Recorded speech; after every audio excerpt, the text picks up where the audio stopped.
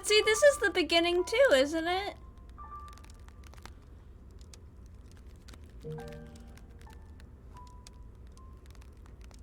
Hee, what is the matter? Is this the... Are you still waking up? You seem rather drowsy. Come now, you must gather yourself. Though I am glad to hear your voice.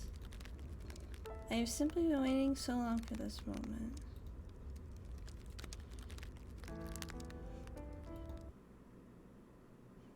Is it this?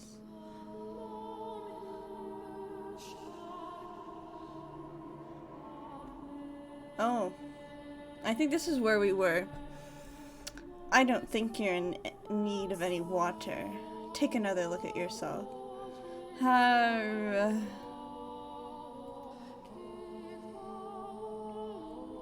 With what little light managed to worm its way into the corridors to guide me, I dragged myself to the chapel, stopping beneath a pale light shining through the stained glass window. How I wasn't burned. In fact, my skin didn't even turn the slightest bit pink. There was nothing wrong with me as far as I could see. Where did that pain come from then? And the distinct stench of burning flesh? This is your doing, isn't it, Morgana? I know what you're experiencing. It's happening to me too. Sometimes enough emotional distress and despair can cause physical pain. The mind and body are much more tightly linked than you think, and your mind is far more damaged than you know. You poor, poor thing. You have my sympathy, my dear. You sad little child. Collapsed on the floor in front of the multicolored window, I felt like the whole world was closing in on me. Or perhaps metamorphosing, I know how to speak, around me.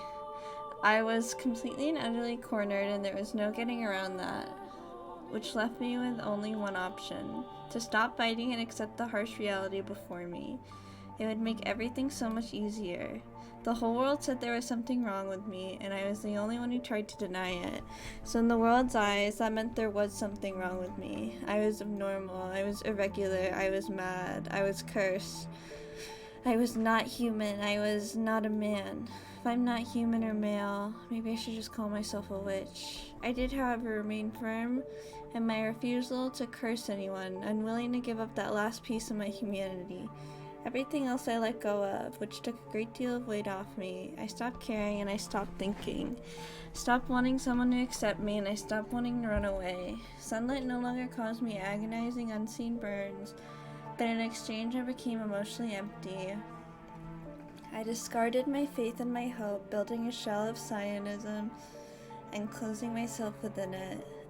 And in that time, it became my normal. I began to believe it was what I wanted. Tranquility filled my days. Time trudged onwards and only at an almost imperceptible pace. The witch's whispers were no longer caused me aggravation. I can't read right now. Essentially, nothing of note happened over the next 2 years. At one point, a man with an unusual disease stumbled across the mansion while wandering through the forest, but there's little more to be said about that, for nothing at all could have convinced me to care about someone else. I spent much of my time sitting before the fireplace.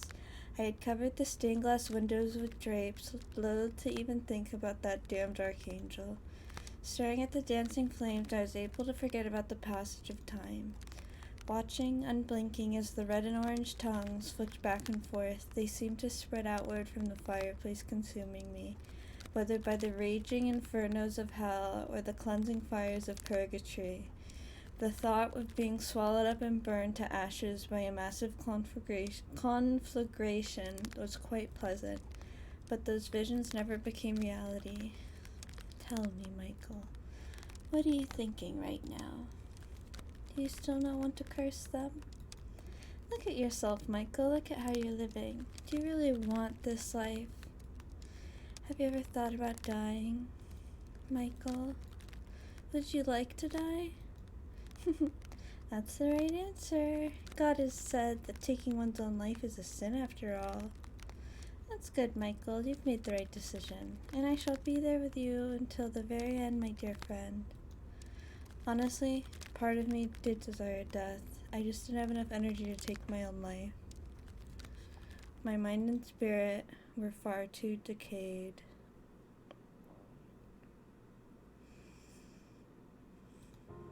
However, in my 10th year, the door opened once more, and time sputtered back into motion. When you showed up, Giselle, everything I had given up on and everything I thought I had lost, it all came back. At first, you know quite well, I was deeply mistrustful of you. I hated having you around, but if I hadn't met you, in all likelihood, I probably would have continued down that path and became a demon.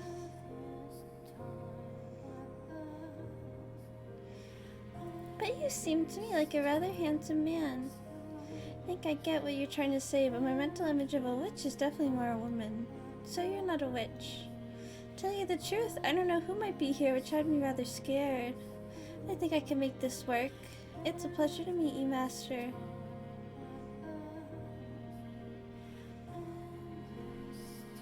After taking care of Giselle, I returned to my room. I was, to be quite honest, dumbfounded, and it was naturally the witch who stoked the fire of my apprehension. Why would you let that woman stay here? She came from the Bollinger estate, and we both know how you feel about your family. Chase her out. Give her a little scare, and she'll be gone within the day. If you'd rather not, I could always frighten her in your place. A rattling window here, a couple broken glasses there. Small things like that to accentuate the eerie atmosphere. Are you going to say anything? Why do you care about her at all? Oh no, don't be like that. I live here too, so why shouldn't I care? I'm not fond of noisy people. Or sprightly women like that one. There's something we can both agree on, isn't it? You don't like that woman, do you? The more a person smiles, the less you can trust them. Though I hardly have to tell you that, do I? Stop talking. No, that's not very polite. This is a family matter. It's none of your concern. I was merely offering to help rid you of a pest. I don't need your help. I will get rid of that woman when I'm ready. But first, I will find out what secret she's keeping. And I will go back to living in peace.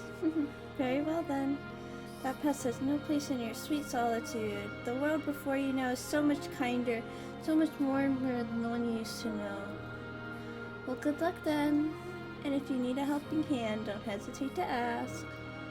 Oh, and by the way, what now? You've changed, my dear. And I like you so much better like this. I always hated how much you reeked of a human. You are blessed with a body like unto God. You were personally created by His hand. I could only dream of having what you have, but you only wanted to deny it. And now that you act like the part much better, a saint resurrected by the closest living thing to God, perhaps this too could be considered a miracle. Hee ha ha ha. Morgana. Yes? You are a deranged, delusional woman. Why, thank you.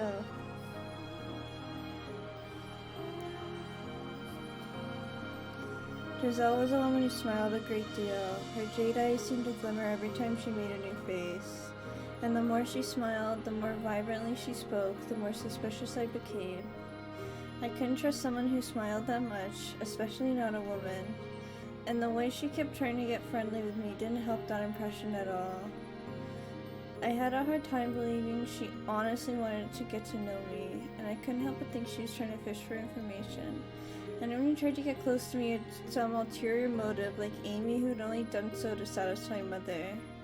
Perhaps my mistrust could have been considered paranoia, but even 10 years later, flashes of that nightmare would still come back from me from time to time. It would take more than a few attempts at being nice for me to trust this stranger.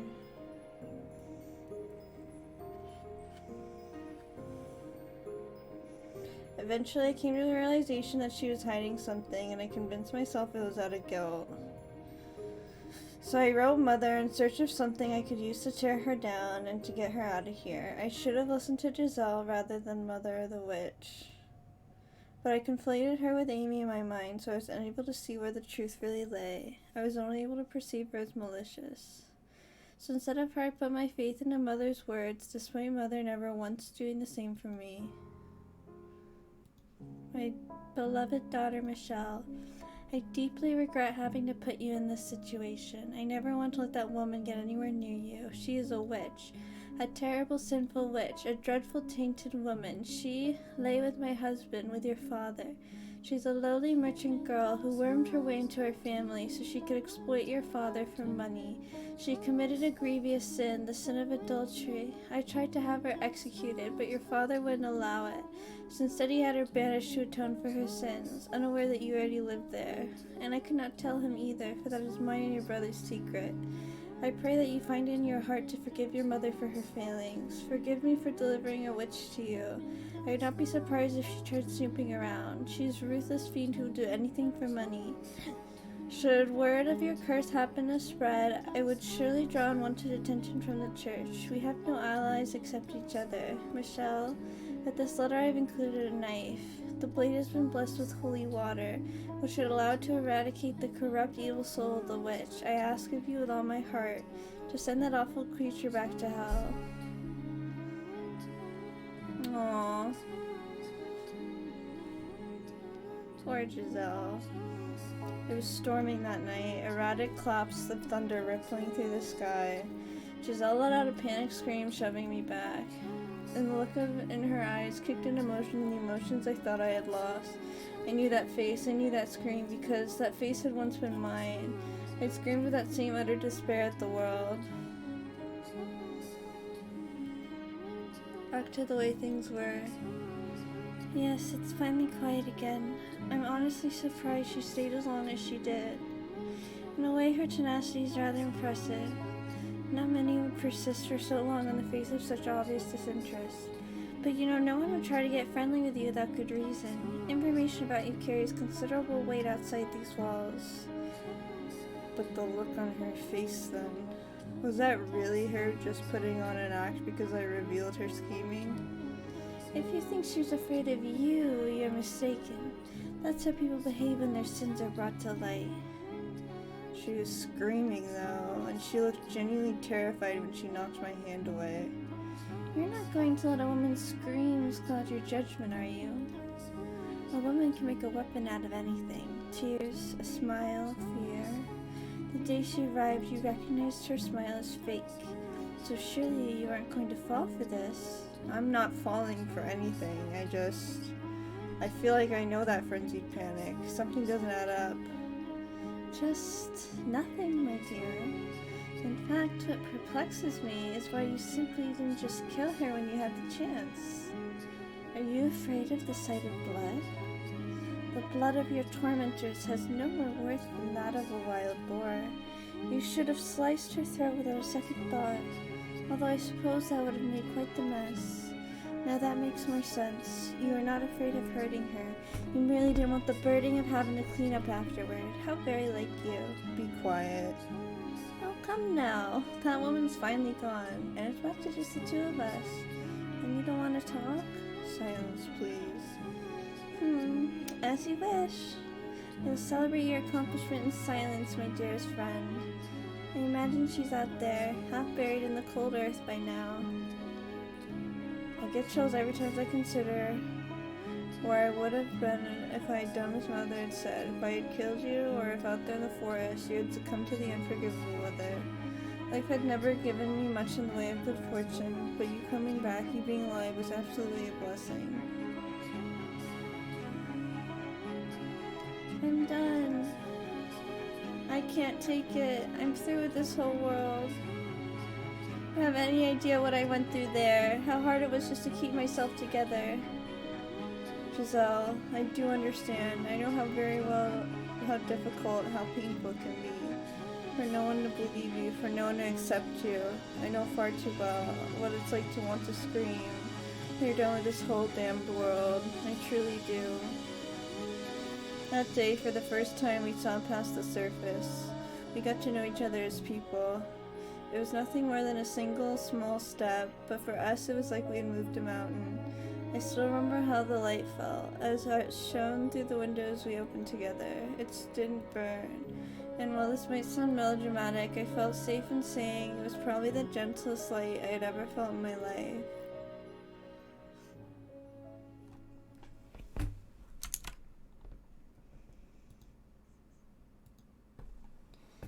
Following my reconciliation with Giselle, I started turning back into my old self. Well, I suppose that's not quite correct. Felt a comfort and peace within myself I never had before. That may have been the first time I was really human. Having someone else around began to feel normal. It was something I was certain I would never have. It was incredible. Though to someone else, our time together may have seemed frivolous and empty, our conversations meaningless chatter. I never thought the day would come when someone would laugh at something I said, when someone would smile at the sight of me. However trivial, seeing Giselle smile made me happy. Oh, darn it, where'd you get off to? Are you here? Are you in the vase? What's all the racket? Is something the matter? Oh, master. Yes, a cat. Huh? A cat? A naughty little cat's been sneaking into the cellar the past few days, so I'm trying to catch him. If you happen to come across him, don't let him get away. Right. What will you do once you've caught him? Well, I don't want to punish him. That would be mean. If he insists on coming back, I think I'll take him in and teach him how to be a house cat. You mean to keep him? Are you not fond of cats, master? I don't mind them, no. Then there you have it. I hope he doesn't take too long to warm up to us. Maybe it'll help if you give him a name. Oh, a name? That's a great idea. What should we call him then? You decide, master. You want me to pick a name? This is your house after all. It's only right you'd be the one to choose. I'm not sure I follow that reasoning. What does the cat look like? Well, he's wild, so he's dirty, I guess. He's got some kind of spots here and there. Is he ugly? I'd say so, yeah. Alright then. Ugly Speckles MK2. That's a name? Why on earth would you want to call something that? And what does MK2 even mean? Be quiet. It's on you if he runs away, master. My time with Giselle made a normal person out of me. Made me able to tell stupid jokes, to get frustrated or surprised or exasperated. I started showing actual emotion. Our silly, meaningless banter became something precious. My heart of stone began to soften. The world she created for me was what I had yearned for my whole life. Having lost half of it in prison and spent the other half playing an identity that conflicted with how I felt in my heart, it was the first time I genuinely felt like I was allowed to be myself. Yeesh, you're not a kid, so don't be picky. It's not good for you. You make a mockery of the culinary arts. I've heard quite enough, master. It sounds like I'm gonna need you to put your taste buds through some intense rehabilitation. How about this, master? Play a game against me. And of course, if you're open to it, doesn't have to end there. We can continue to get to know each other for years to come. Giselle, though I did my best not to show it, I think that our treasured time together, even more than you did. I'd latched onto it, desperately refusing to let it go. I needed it, and I needed you.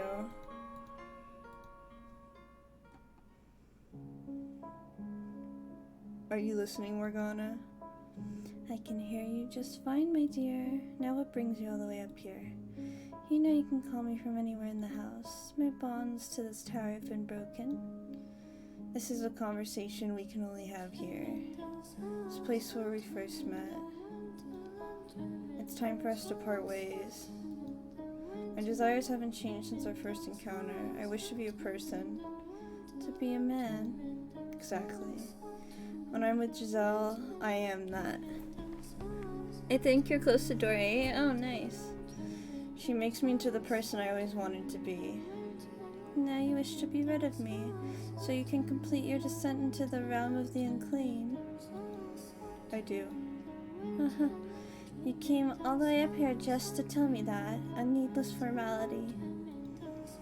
I'm sorry, Michael, but we are kindred spirits. As much as you may want to deny it, you could be second only to only God, yet you spurn his gifts. I am nothing like you. I am a human, nothing more. I shall not condemn you for your unyielding resolve, but rather pity you for being so utterly blind. Allow me to make a prediction before I depart, Michael, cursed namesake of an archangel. You may think that you're making some sort of progress, but the fact of the matter is, you've gone nowhere. Will that smile of Giselle's be able to withstand your secret? You know better than anyone that no one can accept what you are, not even her. You will never be with anyone. I understand that. No, Michael, you don't understand, but you will soon enough. What you have now is not true happiness. It's empty, naught but a masquerade. And when the night is over, the masks will come off. So what if it isn't permanent, isn't real? Just being ephemeral make it worthless? Why can I not want something that doesn't last forever? This is the first time I've ever found joy in life. Those moments of happiness only serve to worsen the loss. The sweeter the honey, the more you despair when the pot runs dry.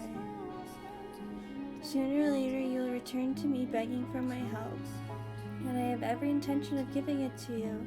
I will not hold this over you either, for when you come to me, it will be in the time of your utmost despair. When your little paradise finally comes crumbling down, you will become what I am. So take my leave from your side in anticipation of that day. Till we meet again, my dear.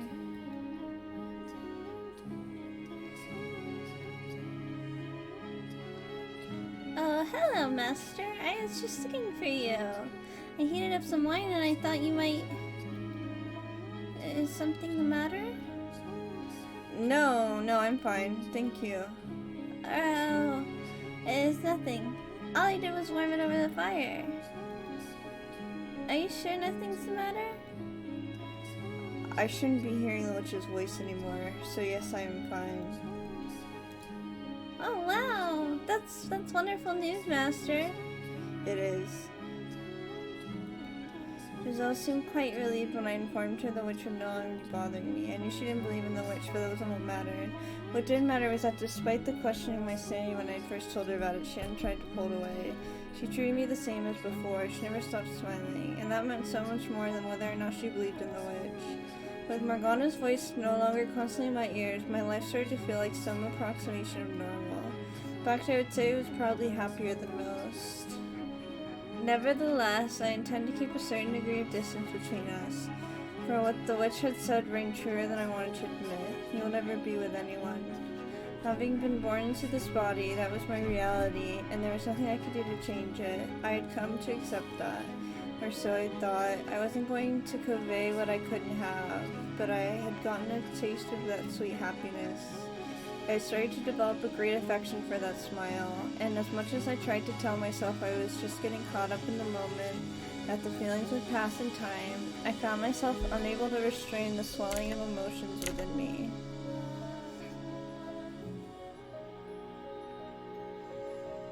That day by the fireplace, I thought that all I wanted from you was friendship, to have you in my life always nearby. I thought that if we were simply friends, I would be able to see that smile even if you were to learn what I was. And if we were merely friends, you would be able to accept that. So I keep these things I felt inside at all costs.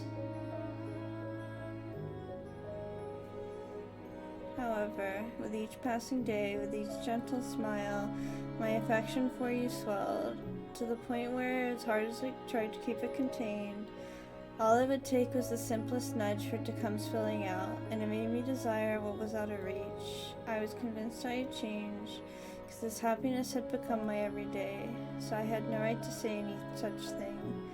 I came to wish that I could be the center of your life. I yearned for you, and wanted you to yearn for me, and like the fool I am, I thought that with you, it might even be possible.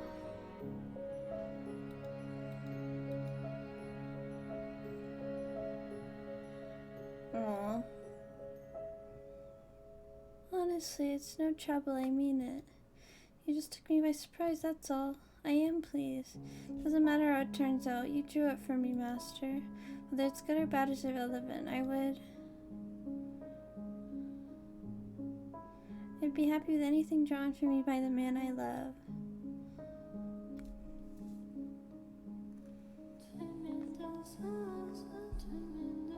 That one word set me into motion, for I had long since fallen deeply, utterly in love with you, and there was no escaping that.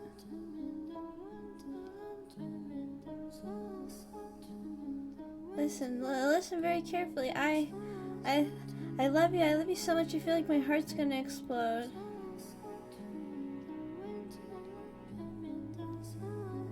Nevertheless, there was no escaping my past, what I was. Knowing I could never truly be with you, I could do nothing with this body, I pushed you away. But seeing all the color drain from your face, I knew I had to take that step. Thought that maybe you could change my world if you really did love me as much as you said. Together, we could change everything. We could walk a new path side by side, and so I decided to trust my heart.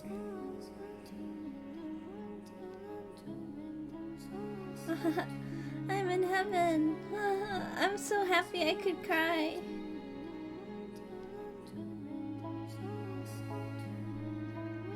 I too was elated.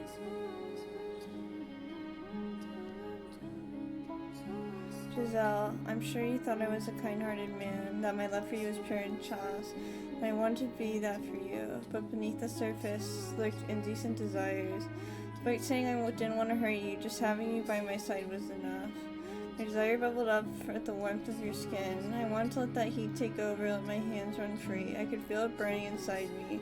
I longed for intimacy, not just emotionally but physically. I wish I could lay you down on my bed and satisfy those desires. I wanted to make love to you.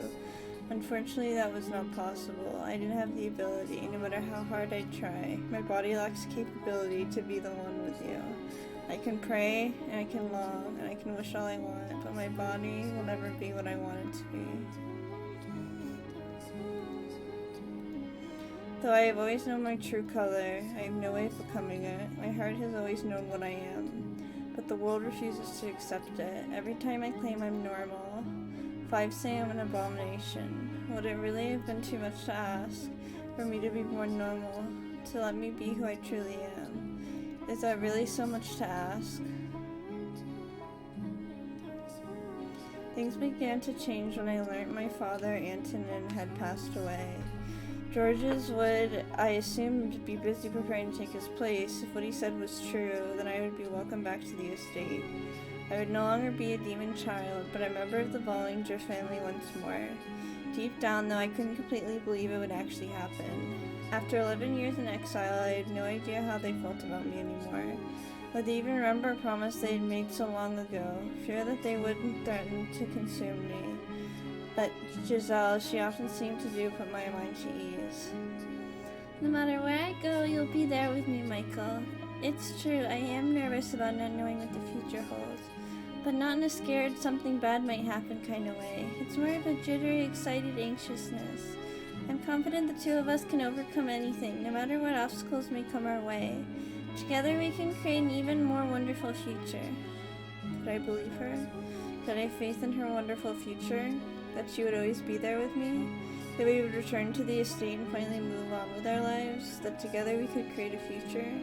No, that wasn't a question. I wanted to have faith. I wanted to believe as much as she did. I wanted to believe that even if I was gray, I could have a normal life together with her. She had rescued me from the depths of hell, and now I wanted to make her happy.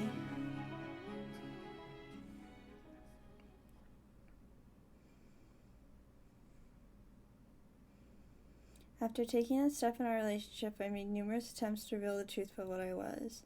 Every time I tried, a sharp pain gripped my chest and my words faded into nothingness before they could reach my lips. I knew that our relationship were to continue. I'd have to tell her eventually, but merely imagining her face twisted disgust nearly crushed me. She was everything to me, and so, as we prepared for our departure, I decided it was time to make some changes. It was time for me to break out of my rut. And what happened next depended largely on whether Mother and my brothers were willing to accept me as a man. The course my future took was in their hands, in their hearts. If they couldn't accept me, then I couldn't return home. I prayed from the bottom of my heart that things would turn out for the best, that my family would accept me for who I was, and that they would accept what I had with Giselle. I decided I would tell Giselle everything after I received their responses. I hoped dearly she would join me wherever I ended up. I couldn't provide Giselle the same kind of happiness that a normal man could, but if she and my family accept me, I would do anything I could to build a happy family with her in my own way, and so I sat down to write. Dear Mother, there's something I wish to tell you, something that means a great deal to me, so I ask if you please hear me out. I ask if you please accept it. Mother, I no longer bear any resentment for my present lot in life. Nevertheless, I'd ask of you to concede one thing, that I was never cursed, that I was always your son, that I am Michael, not Michelle. I have found someone who I care for dearly, a woman, and I love her with all my heart. I would like to spend the rest of my life with her. I do not wish for much. Simply to have a quiet life with her, to go through our days together, man and woman. That's the one thing I want, Mother. I know you're aware that my body is no longer female. I am a man, my heart is male, and I ask of you to please accept that. I have no grudge with you. In fact, I'm incredibly grateful to you for bringing me into this world. With love, your dearest son. Rather than a reply, I received a visit from Knight's order to kill me.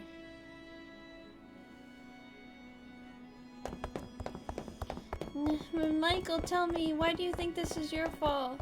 What is your curse? Your curse... It isn't just the color of your hairs and eyes, is it? There's more to it, isn't there? There's something else, isn't there? You hear me, Morgana? Morgana, please say something. Morgana, your predictions, they were right. I was a fool and you can laugh at me all you want, so please say something.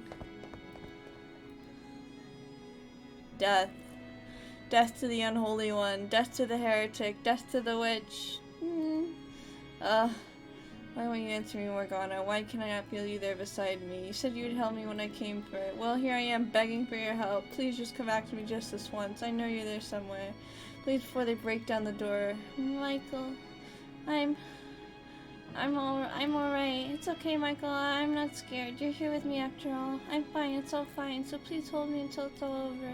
Please stay with me. Michael, my dear. Why would you ever believe that fairy tale nonsense?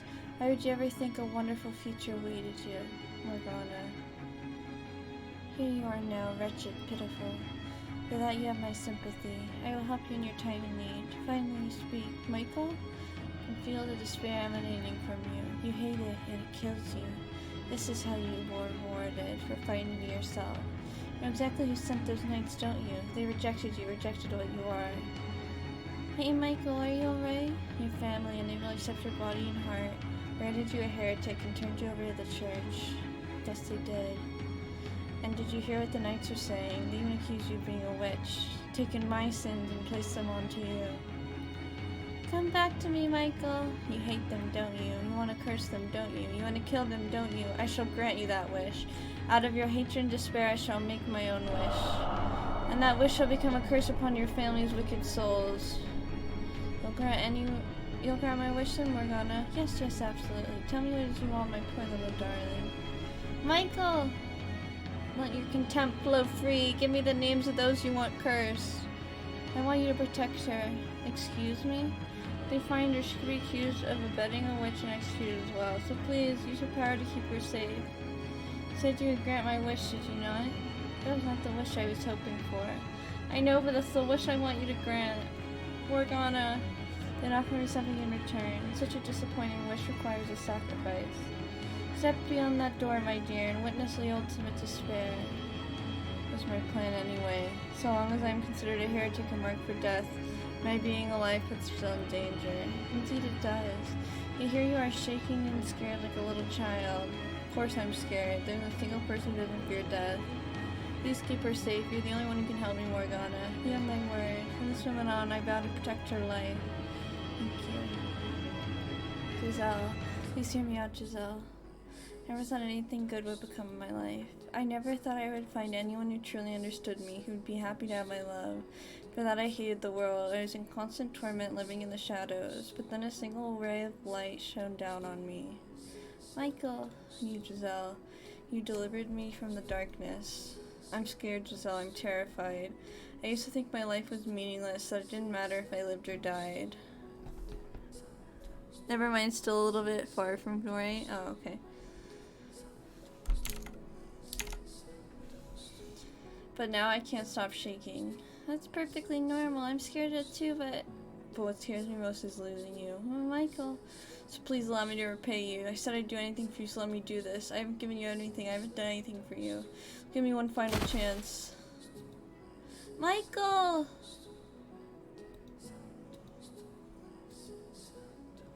Well, what are you doing? Get back in here, Michael. What? Why the door? I can't open it. Michael, what did you do? The door, come on, get back in here.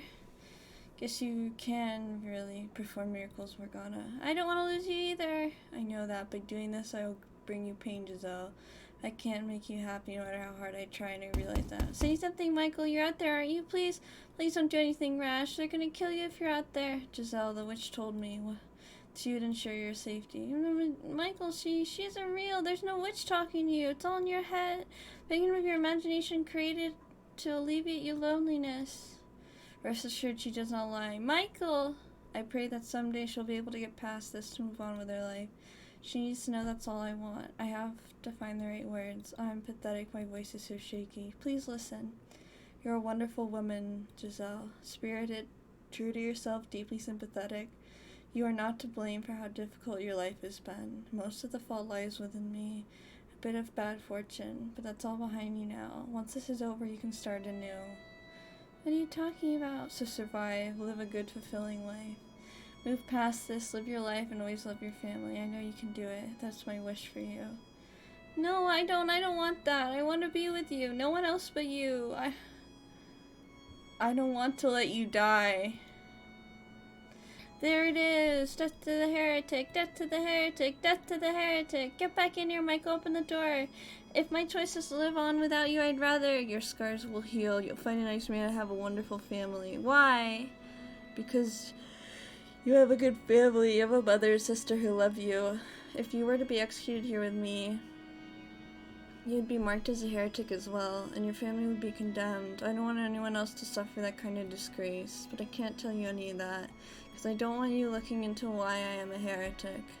This is where we part ways, Giselle. Thank you, Giselle, for bringing light to my world. Don't say that! This year we shared together, the month since our relationship blossomed, have been the brightest days of my life. But if there's a next life, I hope you don't mind if I pray that we're able to meet again. And this time, that we can find each other once more in another world, in a body that better suits me. Michael! I had thought I was prepared. I was doing something good I could be proud of, that I would have given my life with my head held high, but it wasn't long before I realized what the witch had meant. It's gonna be his brother, isn't it? Which she had warned me about, when she had said the ultimate despair was awaited beyond this door. It is our holy duty of knights of the church to deliver punishment unto the heathen who had made a pact with the devil. You are sentenced to death, your body to be hanged upon the cross for 3 days and 3 nights, wherein your unholy flesh shall be purified by the fires of heaven. Why? What are you doing here? Stared up at the night, eyes wide. For the voice from within the helm, Didier, belonged to my elder brother. You shall now be executed. Huh. Do you have any final words? I knew well enough that Mother was not in her right mind, and while her refusal to accept me had hurt, same time I had somewhat expected it. It made sense to me. In her madness, Mother had declared me a heretic and poured me to the church. But Didier? Men wield swords and fight against dangerous enemies, and they do so to protect the weak, women and children. I'm here to protect you and your mother. What are you doing here? Why are you pointing your sword at me? I think I'm gonna pause here. Oh, I'm alive. Oh, let me reset the counter. But hello guys, I'm live. How are you guys? I'm doing, whoops, not 40. I want to put it to 0. Let's see. Let's start with Fata, actually. Fata, Oops, Morgana. Let's start with Fata.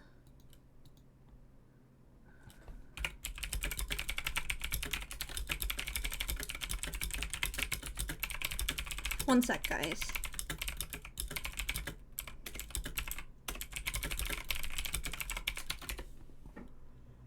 Okay. So, let's see. Let me open the game.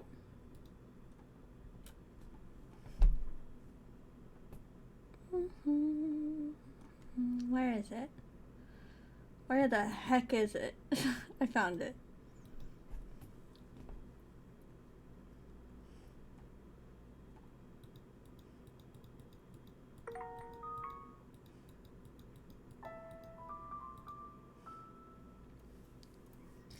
Alright, let's go. What are you doing here? Why are you pointing your sword at me? Are you smiling behind that cold steel helm, frowning or staring expressionlessly? Though your transformation was too much for Mother and Father to accept, with enough time everything will go back to the way it was before, just like it did for myself and George's. None of this is your fault. It was all unfortunate timing. You said that it would all go back to normal eventually. Can I trust that even if the whole world says I'm cursed, that you'll always be on my side? That you'll always be my brothers? Can I put my trust in you once more, Diddy or Georges? You absolutely can, Michael. I swear to God on high. Did your vow have any meaning at all? I spent years here in this dark house waiting, believing you'd come through for me. So why are you standing there, half a dozen knights at your back, saying I am to be executed? Why? Didier. Do not cry. Don't you dare cry, Michael. You're standing here in front of this door as a man protecting the woman he loves, so you mustn't cry. Who is it you're sentencing to death? Michael Bollinger or... A demon child, naturally. Or a witch, perhaps. But why? If I'm not an angel sent from heaven or a demon child, then what am I? What on earth am I? Would argue you're a Bollinger. You're our family. That's all there is to it. I thought we were brothers. Our familiar bonds have long since been severed, cursed witch. Now I see, Giselle, this world never had a place for me. I was never welcome here. Kill him!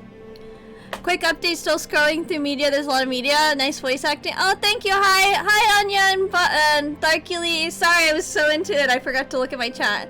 Hi, Anya. How are you? Yeah, there is a lot of media, but my cosplays are in there somewhere. Oh, Michael.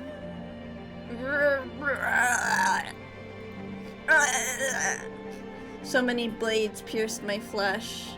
Didier's sword in my chest, lances in my arms and shoulders, arrows in both my legs. I could hardly even tell what he hurt anymore.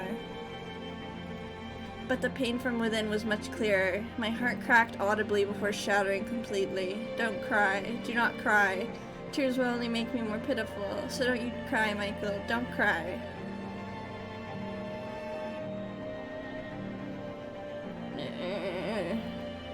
I believed in you. Didier. When I was younger, I idolized you. Those broad shoulders, muscular arms, gentle eyes. Everything you said. Your simple but pure desire to become a knight. I thought if I could be like you, I could be proud of who I was. Though that may have faded somewhat after being locked away for so long. My adoration for you never went away. I thought of you, of everyone would accept me for who I am, and I thought you would celebrate my relationship with Giselle, that you would put those big hands on my shoulders, a smile on your face, and say, I'm happy for you, that you would welcome her into the family, that we would go on outings together on cloudy days, that maybe she could make something for us. She's a pretty good cook after all. I'm finally free! Yay! No more finals! I'm so happy for you, Anya! Georges would rifle through the basket before lunch, and Didier would scold him. I would be there watching, a proud smile on my face. As unlikely as out of reach I knew it was, I still dreamed of a life like that. I had the faintest hope that when we each saw each other again, that dream might come true. Didier, I put my faith in you.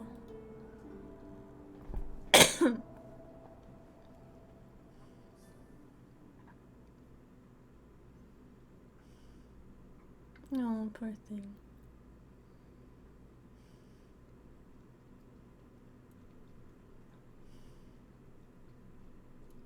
This is so sad.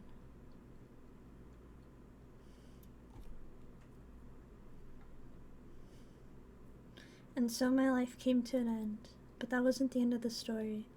I don't know what comes next could be called my story, but memories of these events linger in my soul. After being pierced by Didier's blade, I found myself looking down upon my own corpse. How could I ever have imagined that I would be made to witness my own misery, even in death?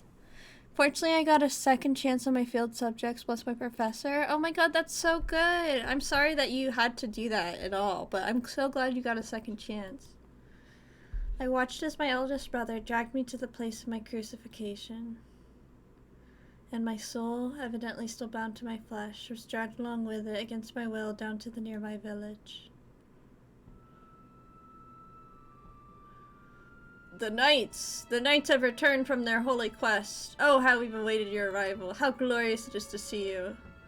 Waiting for us, there was a cluster of villagers. A large cross lay on the ground at the center of the square. Holding torches, they formed a crowd around the knights, several of them familiar faces. The men who had come to ransack the mansion were standing there, staring at my body in awe. Ah, the Lord's judgment has been delivered unto the witch of the cursed mansion by his holy servants. Oh, this part is so sad, yeah. No longer shall we live in fear of the curse befalling us. Eternal peace is assured. We have assembled all the tools you need to execute your divine mission. We have assembled all the tools you need— oops, a cross befitting of such a heinous sinner. That witch threatened to curse us, sullied our pure ears with blasphemy. I had done no such thing. I hadn't cursed anyone. I'd merely been defending myself. They'd been armed and outnumbered me, so I had said what was necessary to chase them off. Our poor harvest and our suffering at the hands of the greedy Lord were all the work of the witch. Why, then, were they acting like I was at fault? Why was I the sinner, and why did I need to be judged? My soul trembled at the overwhelming fervor consuming the crowd, their zealous desire to see judgment cast, so I prayed. I asked God to grant me the smallest of miracles, to let my voice reach my brother who carried my body. Please don't do this, Didier. Please hear my voice. You know better than that. You know I've done nothing wrong. Those men smirking at the sight of my body, they're the ones putting the blame for their sins on me. Please tell me you at least don't think I did those things. Don't put me on that cross. If it was Mother who sold me out to the church, then surely you can give me a respectable burial. The nails and rope for the crucifixion are here. We would have you, O knight, deliver the Lord's judgment unto this vile witch. Didier, why do you say nothing? Why do you accept the tools this man presents you? Tools meant to punish me. Tell me, Didier. Crucifixion! Crucify it! Crucify the witch! My brother lowered my corpse to the ground and began removing my clothing, and in that very moment I realized the purpose of hanging someone from the cross. Overwhelmed by helplessness, tears streamed down my face. Please, anything but that, I'm begging you. Don't expose me to these people. Don't expose my body, Didier. I'm begging you, don't do it. But of course my voice had no way of reaching him, and he proceeded to remove my clothing piece by piece until I was fully nude. For a brief moment, unpleasant silence spread through the crowd. The erratic crackling of their torches was the only sound that could be heard in the square. And then with a mocking laugh, one man spoke. Ah, so there it is, the devilish creature. Don't look at me, please look away. Or just get it over with and burn me now. Burn my body, please. One simple thing was all I was missing. I had a frame like a man. I lacked breasts of a woman. My heart was male. I was in love with a woman. You sold your soul to the devil. This is what you became. This frightful, reprehensible creature. To dare defile the sacred body God blessed you with. Was that what people really thought of me? Was there no way to make them understand? Could they not possibly imagine how miserable it was to live in a body that didn't fit the shape of your soul? Was there no way to get through to them, even the slightest bit? That all I wanted was to be what I felt I was? Was that really so heinous of a crime? Please, Didier, stop this. Don't humiliate me any further. Please. Just let me depart this world in peace. Carry my body away from this place. That's all I ask. And if you can't do that, at least burn me instead. Didier, Didier. And then placed my body upon the cross, bound my arms together at the wrists with rope, and then drove a nail through my palms. I couldn't look away. Tried to close my eyes, but I couldn't. My vision remained perfectly clear despite the constant stream of tears. When he was finished attaching my body to the cross, he and several other knights lifted it off the ground, planting it in the center of the village square. Villagers showered the knights with their praise and gratitude. Not for lack of trying, I was unable to get away from the cross, my soul trapped there along with my body. Didier didn't say a word the entire time. After a full day hanging there, the grotesque blackish splotches began appearing on my lower body. Everyone who saw it grimaced in disgust. The knights, Didier included, had long since taken their leave, leaving my soul behind, curled up at the base of the cross. A constant stream of tears ran down my face. Despite all my prayers, I remained bound to that place, left to rot on the cross with my body. Passersby threw rocks or spat at me. Children laughed. A mother warned her daughter to always obey God's teachings. By 48 hours, black-feathered birds and maggots had appeared to devour my rotting flesh. Couldn't imagine any less pleasant a sight than my own body decaying in the sunlight, exposed for all to see. A group of children assembled in the square not far from the cross, and soon after a competition began to see who could take down the evil witch. They all gathered the rocks I could find and started throwing them at my corpse as hard as they could. The stones ripped through my decomposing flesh, exposing bits of bone. Eventually they settled on a winner, then who torn off the most flesh and went on their way. And when they were gone, the birds flocked to take their place. By the way, how are you, Bunny? Aw, thank you. I'm doing good. I'm in a really good mood today. I was able to get my meds, because I ran out of my anxiety meds, because they're as needed. And I got them back, so I'm feeling super good. So thanks for asking. The third day and night came and went, and I received a visitor. Watch your step, madam. The crucifix is this way. After everything I'd been through, I thought nothing more could possibly affect me. Nice.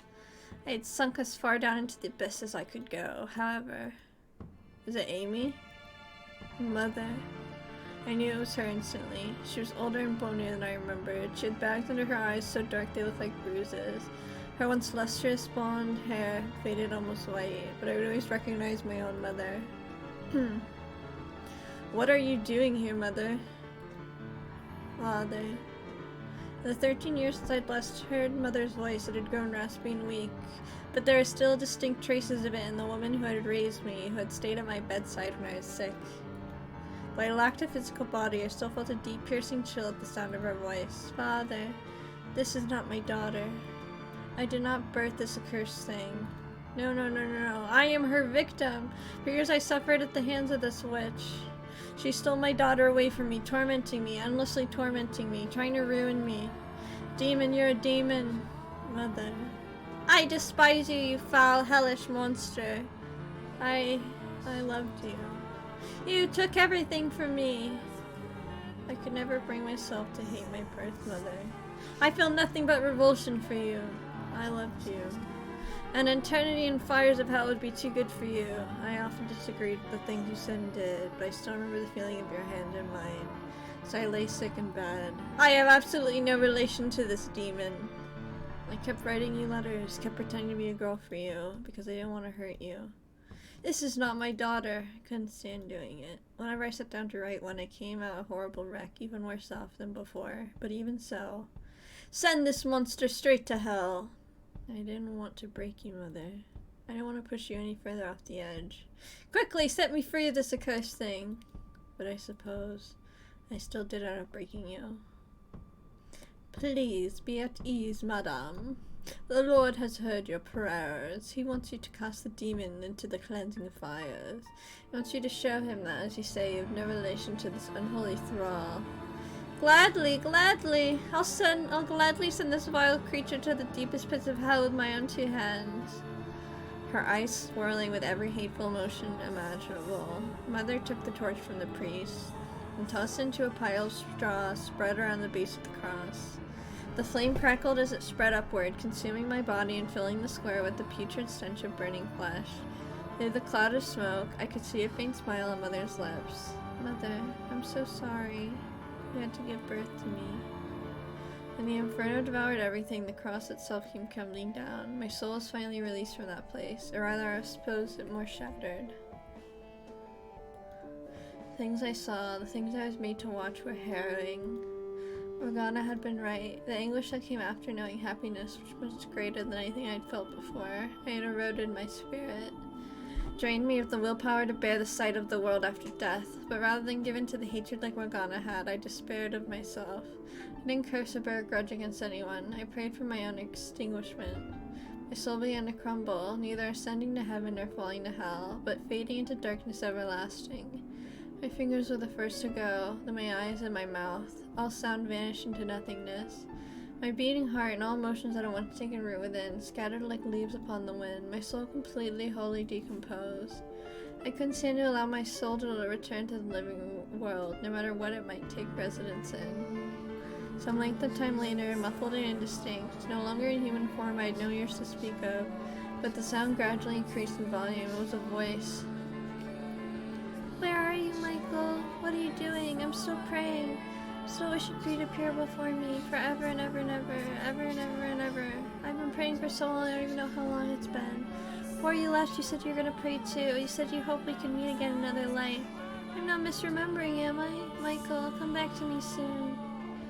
As if drawn in by the sound of that voice, bit by bit, I began regaining some of what I had lost. But it took an incredibly long time. My body and soul had been ground to dust. I had rejected myself, scattered into the void. It would take several lifetimes to find and reassemble all those pieces. Michael, all I can remember about you is your name, your glassy white skin, fiery red eyes, and your snow-colored hair, nothing else. I had thought in my mind, my body, my spirit, my heart had all been eradicated. But every time I heard that voice, I thought I must return. Well, thought is perhaps inaccurate. It was not so much a conscious idea as an instinctive force. The voice slowly buried the overwhelming pain I'd suffered in both life and death. 1 second.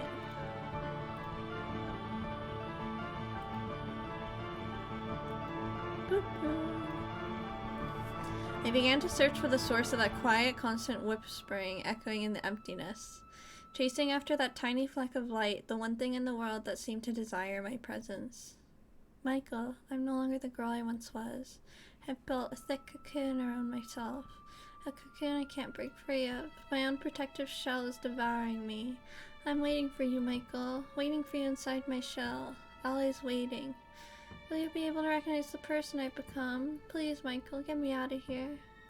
At long, long last, I found the ray of light I sought. I had absolute certainty that if I followed it, I'd reach the source of the voice. I had to find them. I had to set them free. I desperately had to give back to them what they had given to me, and that sense of purpose is what set me back into motion. But the void was so expansive, so endlessly deep, that reaching the end of the trail of light was no easy task. Struggling to follow it to its source, where my sorry, I had to yawn. Where my barely held together soul thin until it crumbled apart once more. Again and again I lost myself. I can't account for much of my time chasing after the light. The gaps in my memory are large and frequent. Nevertheless, after countless cycles of breaking down and reassembling myself, after hundreds of years of wandering, I finally found my way back to that mansion.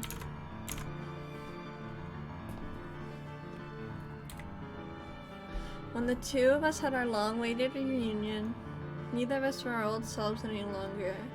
In my endeavor to return, I had worn my soul down almost nothing. I was but a vague shadow, completely devoid of memories. And that was the beginning. We met each other anew, lost and broken, devoid of life. The darkness here reminds me of my time in the void, of the despair that filled my shattered soul as it sunk into the endless abyss, of the emptiness I felt as my body crumbled and faded into nothing. Michael, the poor soul who was named for an angel and born with a curse, made to bear an unfairly cruel fate. I am the only one who sympathizes with you, the only one who understands your pain, the only one willing to help you. I'm sure you're not feeling particularly fond of me right now, not after I made you relive the past you so wanted to forget, every moment of that despair, not after I revealed your every last secret to the woman I love. But you must face the truth, my dear. You must put your life, your very soul on the line for this woman, and even she would not accept you. But as I've said before, that's the normal response. She's no worse than anyone else for it. You simply aren't something people can accept. You believe that even if your family wouldn't, even if your dear brothers wouldn't, Giselle would be able to accept you for you. But she alone was different. She was special. She wanted you in her life. She would extend her hand for you. You never doubted that, did you? But Michael, hope exists to be crushed. The stronger you cling to that hope, the more you have to lose. You can hear that, can't you? Her mocking you, scorning you, rejecting everything that defines you. The revulsion in her voice. This is the woman you fought so hard to get back. Listen to it, my dear. Focus on her voice. Disgusting, disgusting, disgusting, disgusting, disgusting, disgusting, disgusting, disgusting. Disgusting, disgusting. Stop, please. I don't want to hear it anymore. Make it stop. Can you blame her, though? For hundreds of years she waited, trusting you, and you came back to her a woman more than once. If you think about it, you betrayed her first. No, stop, don't. I didn't. Tell me, what was it like? How did it feel to be born and live as a woman? You spent your life insisting you weren't a woman, and yet your soul chose a female body to return in. All those gaps in your memory were from your lives with the white-haired girl. First there was the kind, mild-mannered, flaxen-haired boy, and you a woman, he a man, were joined in love. And then there was the deranged man-beast. By exposing your female body to him, you were able to temporarily contain his madness. Finally, there's the man obsessed with money and power. You're his wife, ever faithful, waiting patiently for him to remember his love. Put your faith in the wrong person's love. How can you expect her not to be disgusted? She was forced to watch again and again as the man she loved was reborn as a woman and had relations with other men. Would you like to know what you're doing right in this moment, Michael? You're crying. Crying as you've done so many times before. Those tears, they wash away your dignity. Would you also like to know how you look right now, Michael? You've reverted to your final moments, both in body and heart. Take a look at yourself, my dear. Your body incomplete, only partially male. The wounds still fresh and raw, pierced by your brother whom you trusted completely, and the knights whose ranks you dreaming of joining. Even now, your blood still flows from the wounds. They will never heal. Not so long as you remain yourself. Oh, poor guy. It's not pleasant, is it? It hurts quite a bit, doesn't it? I did not inflict those wounds on you, though. They're your own. No one can erase them. You've lost everything, Michael. Tell me, what do you have left?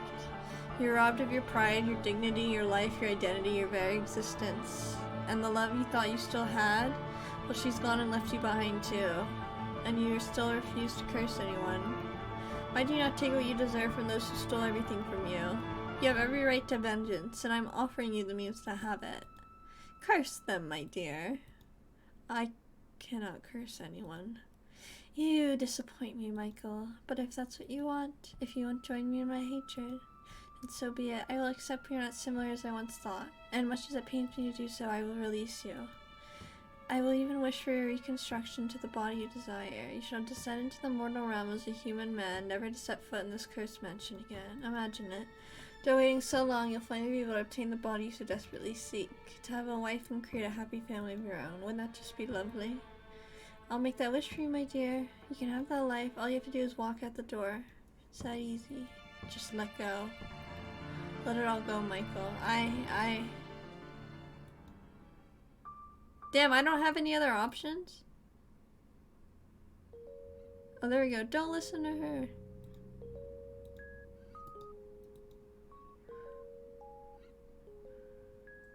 Don't trust anything she says. Don't trust anything she shows you, Michael. You told me you believed in my love, that I could survive for hundreds of years. It must be real. Don't start doubting it now. Aww. Open your eyes, Michael, and look at me. Listen to me, please. Listen to the sound of my voice. Michael, listen to what I really think. How I actually feel. I'm gonna cry. You're not supposed to choose there anyway. Giselle, yeah, I didn't choose it, so. It's so cute. I'm gonna cry. Do you remember what I said, Michael, when you broke through the cocoon I had built around myself? Beyond the way to cry. I said that I would never come to hate you, and I still stand by that. My feelings haven't changed in the slightest. It doesn't matter what kind of past you had, or what kind of secrets you kept. I still love you. You accepted me, Michael. I spent hundreds of years trapped in this place, watching as tragedy after tragedy befell its residents. Slowly losing my grip on myself until I had been twisted so far I could tell them like stories with a cold smile on my face. Despite what I had become, you still took my hand. You still said you loved me. No matter what horrors you experienced, I will always and forever take your hand. Michael. Giselle. Please have faith in me, Michael. Don't believe what some illusion says. Believe me. Believe the real me. You have it backwards, Giselle. The truth is I never once doubted you. What? I never doubted your love. Michael. I despised myself. I hated that I was so weak I couldn't even bear to be rejected by a phantasm made to look like you. I didn't want you to see me like that. I didn't want you to know I was so weak, to see my past, to see me now a pitiful and sightly mess. I couldn't stand the thought of you seeing any of that. If only in your memories, if only for you, I wanted to be gallant, to be a man. I wanted to be the man who never cried, who never showed weakness, who died trying to protect you. I didn't want you to know that I was so weak, that I was such a sad, frail person, not even a real man. Michael, I didn't want you to see that. Morgana was telling the truth. I opened the door to our past in order to bring you back, but that wasn't the whole story. I kept details about myself out, things that would make me look bad. There's no one as shameful and reprehensible as me. No, Michael. There's no one in this world as admirable as you. You remained true to yourself to the end, no matter how bad things got. Day after day you fought all alone, despite being put through hell. Yet you chose not to curse those responsible. Only once did you ever consider cursing someone, your father. I remember that day very well. I was too stupid to realize it at the time, but you did that for me. The one time you ever wanted to curse someone was for me. Give yourself a little more credit. You did perhaps come off as a bit inscrutable, but deep down you're truer to yourself than anyone. Your motivation's simple and pure, your heart full of kindness. Know that you're a wonderful, admirable man, Michael. Be proud of who you are. That doesn't change how much suffering I put you through, Giselle. I was the white-haired girl. The girl in the portrait was me. It was all me. I came back more than once, showing up a woman and disappearing again, hurting you, completely unaware, pushing you away, leaving nothing but tragedy in my wake. I'll never forgive myself what I did to you. Have faith in yourself, Michael. Follow your heart. I know it was a secret you didn't want revealed, but for me I couldn't be happier to know the truth, because it shows just how incredibly much you love me. And not only in life, the hundreds of years I spent trapped in this mansion, you spent searching for me. In the vast, empty, hopeless voyage, you heard my voice. Your love guided you to me. When you had lost everything, your love for me still lived on. As it tore you apart, you kept fighting to make it back to me. A few blanks in your memory don't account for how someone so fiercely determined could suddenly become a completely different person. But Giselle, how am I supposed to believe that? How am I supposed to believe that wasn't me, when everything about us is exactly the same? You are not the white-haired girl, Michael. Have faith in your own heart and the things you stand for. Have faith in your true self. And the person you are, the shape of your soul. You were never the white-haired girl, and you never will be. Remember when you first arrived at the mansion, Michael? I took your hand, and together we watched dozens of different lives play out. Are your memories anywhere among them? It wasn't behind those doors that you found yourself, but in the remnants of the months we shared here. Was the white-haired girl anywhere in your memories? You are Michael, no one else. That doesn't change with my body. I know you, Michael. I know who you are deep down. I love you from the bottom of my heart, and I want you to understand that, to know how I feel. That we only shared our love for 1 month, only shared our love for a month in life. It was enough for me to wait hundreds of years for your return. And you fought with everything you had to make it back to me to get me out of here. You are the greatest man I've ever known.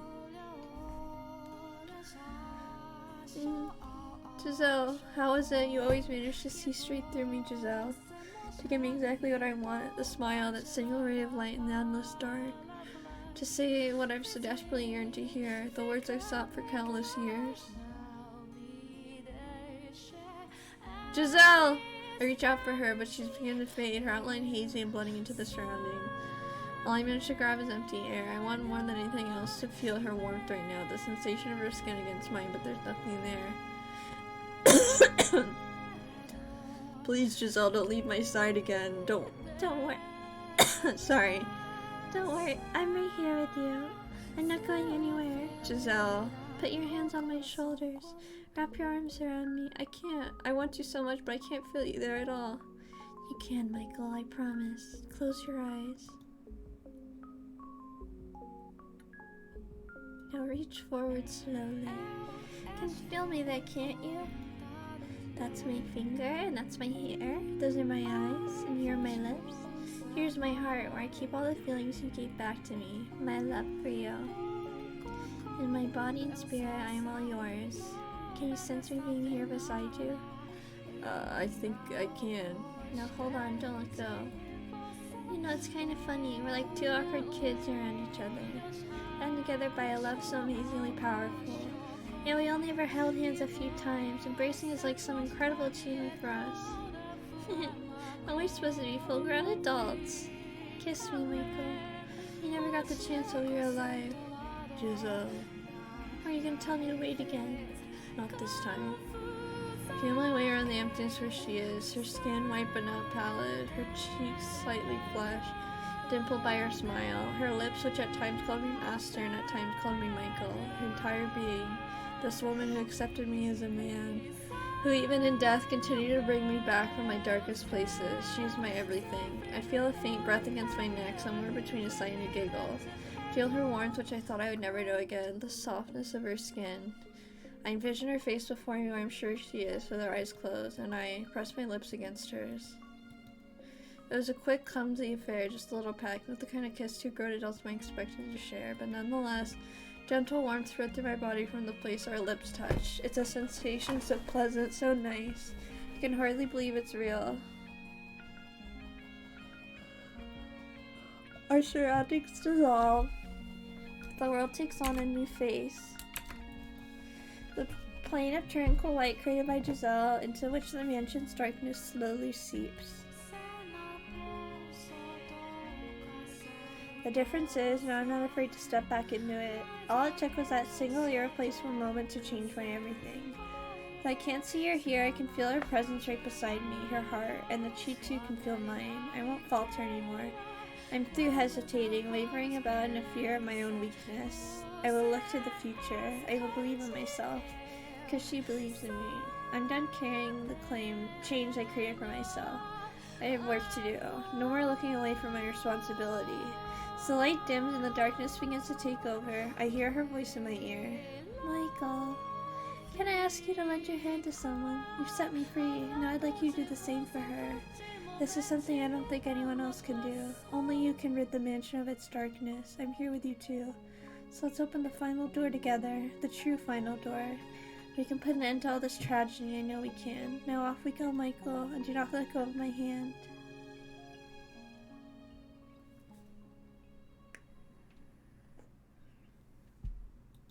Giselle. I might pause here, actually.